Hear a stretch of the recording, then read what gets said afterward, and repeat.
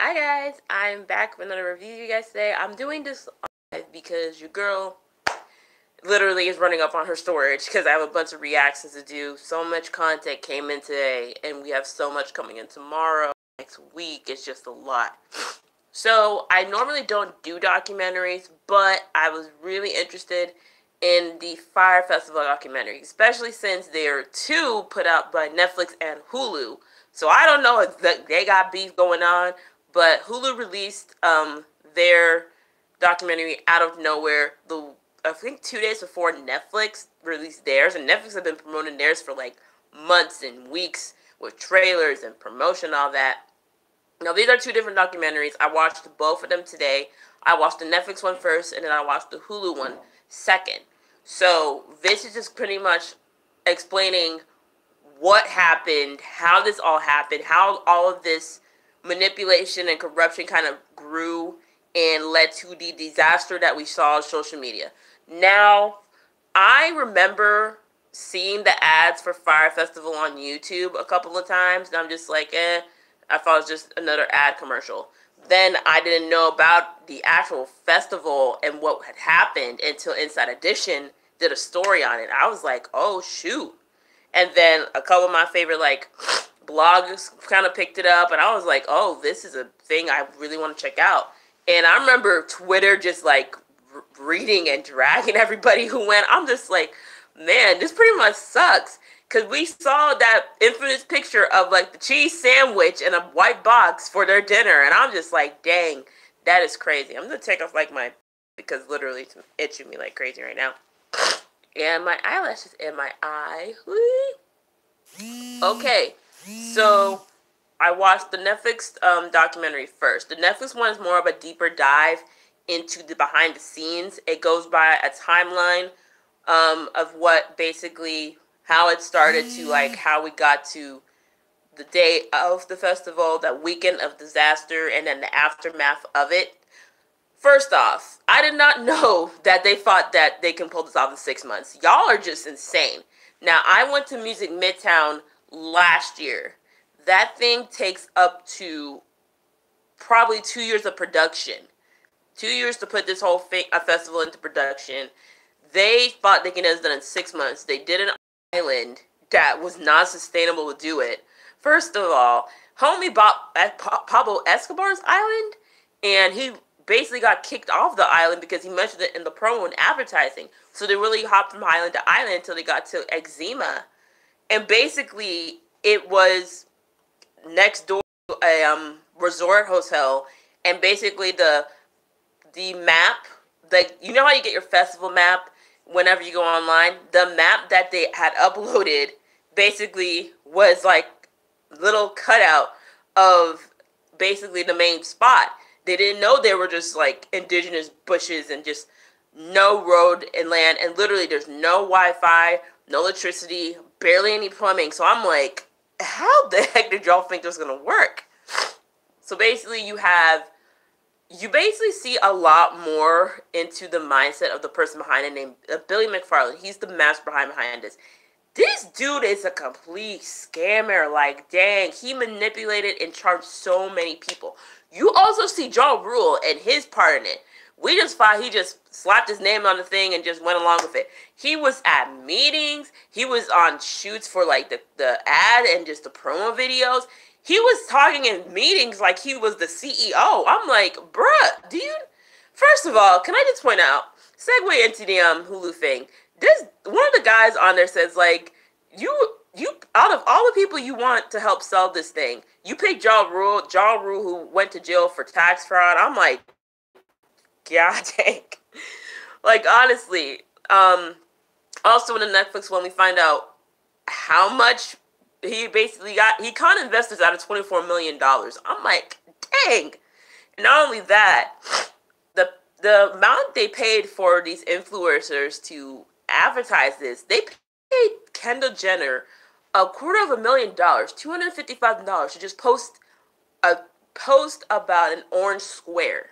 I remember people were trying to figure out, why is Kendall posting an orange square on Instagram? And then they found out of this festival. And then TMZ was like, oh, what are these girls doing in the Bahamas? And everyone was trying to figure out what this was. And it was a festival that they put together. Like, they started planning for this thing, I think it was November. They planned it like 6 months in. So I think they planned it like November. So they had less than 6 months to put this thing together. You can't just throw a festival like that together, okay? And let me tell you, the wristbands, y'all. Oh, okay, so they had these Fyre wristbands. They just made it up out of nowhere. They got a programmer who literally had no experience whatsoever. They were telling people in email, oh, you guys just need to load a minimum because you're going to spend at least $200 a day. This is mandatory to get the wristbands. Let me tell you, when they tell us mandatory, then no. Because I went to Music Midtown. They have the option to either load money to your wristband, or you can pay cash, or you have your card on hand. They tell you just to get the wristband so you just don't risk your stuff getting stolen. Y'all, there was like an average of like close to 3,000. They put at most 3,000 per person on these little wristbands. And I'm like, God damn, y'all. Whoo. Also, we see how basically, everyone's saying, yo, you need to stop this months leading in and even days leading in. And then Billy McFarland was like, no, we got to do this. The maniacalness behind it was just like crazy. I'm like, damn, you still going? And we actually see people who are vlogging the experience, who are so excited to go, only to be on a remote island, being chartered on a school bus to basically a refugee kind of site. Basically, you have FEMA tents, people fighting for tents and mattresses, and just like people were looting and like stealing stuff. I'm like, dang, you guys were literally in the Hunger Games, survival of the fittest. And the one thing that stands out in this one, the Netflix one, is that basically Andy, who's one of the directors of it, was willing to perform oral acts to get Evian water, to get 2 truckloads of Evian water. Thankfully, the customs person was like, look, we'll give you the water. You don't have to do anything. You just got to pay us. Even though they never got paid. So even if he had gone through with it, it would have meant nothing because the festival was a disaster. Also learned about the people on the island in the Bahamas, the amount of people who were employed to work there. And none of them, to this day, they still haven't gotten paid. Literally over 1 million. But the Bahamian government literally is telling them, yo, you owe us over 1 million in back wages. Like, you're owing the country's government money. And also, that woman who had that restaurant, she had to feed so many people. She even dipped into her own savings. She lost over $100,000. Thankfully, from kind people, there's a GoFundMe. As last time I checked, there's over $160,000 raised for her. So she was able to pay that back off, as well as have some extra for that rainy day. My goodness. I was heartbroken for her. And honestly, you see the people who are, who were hired to the company, from like marketing people to, people on the team, people who are organizers. And literally, you're just like, they just now realized they're bamboozled. They fell for the charm too. And, even the marketing people, people who are in charge of like everything, trying to get it together, Billy bamboozled them too. He was furloughing money onto their accounts. He was using their Amex cards to pay off his debts. Now they're like $50,000 to $160,000 in debt on them. I'm like, dang, you scammed them too? Like, God, like this dude, the mindset is just insane. And then we get to like after it, even when he was arrested, he was set on bail. He does another scam. NYC exclusive, whatever. NYC VIP. So he scammed people basically saying, hey, we can get you tickets to the Met Gala. We can get you tickets to the Grammys. We can get you tickets to Victoria's Secret show that happens in like 9 months. And I'm like, how would you do this? What he did was that he got someone named Mark to be the face of it. I'm like, hold up. Now, common sense, you think, okay, this is not sustainable. Because 1, these events don't happen for months. 2, you can't get tickets to the events. These are invite only, and this is mainly a celebrity party. 3, most of all, The people getting these emails were on the Fyre Festival email list. So I'm like, dear God. And what makes me more mad is that they were able to pull it off before they caught. They made over $100,000. I'm like, why? Oh, people need common sense. I swear. Oh, my goodness. Now, I actually watched a couple of people give commentary on this in separate review videos, and one person named Dom Wood Jr., he pointed it out that this was basically a jicked promotional scam. I mean, the influencers that were promoting it, they weren't even there. I mean, Kendall Jenner wasn't there, Bella Hadid wasn't there, Haley Baldwin wasn't there. Basically, it's like when you're in college and you get that party promoter slipping you that little square poster under your dorm room door, slide that in or put it on your car about that party. The girl on the little flyer ain't never at the party.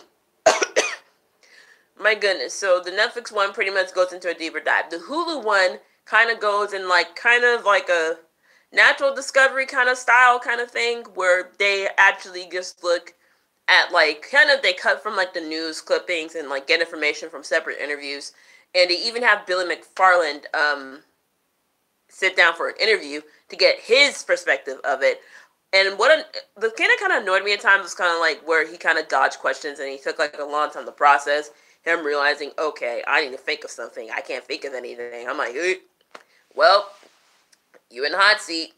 And basically, the conflict with this is that they paid him for this interview, and it's kind of but at the same time, we already know he's going to the government because he had to pay off that $24 million debt. So, yeah, it said he got paid $250K, probably about half of that. Not sure. Doesn't really matter because that's going back to the government. So that's going to pay that off. The one thing I didn't like with the Hulu one is that they used the computer voice for half of it, which was kind of eh. And, it's kind of a repeat of things. It kind of skims over Ja Rule's involvement and focuses more on Billy and his past ventures and what he did before and how it basically funded this Fyre Festival. He basically made these businesses to pay the debt of his previous businesses, and I'm just whew, y'all gotta have your discernment.